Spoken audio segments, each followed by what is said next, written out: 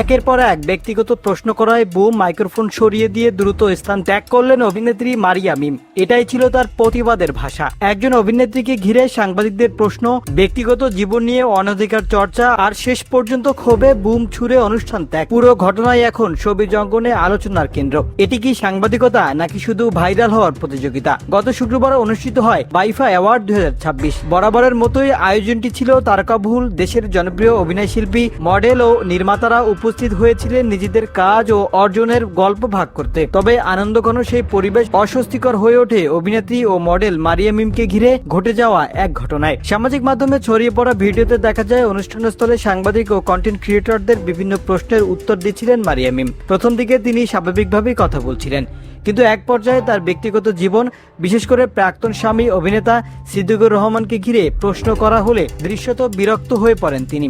অস্বস্তি বাড়তে থাকলে মারিয়া মিম কড়া ভাষায় প্রতিবাদ জানান।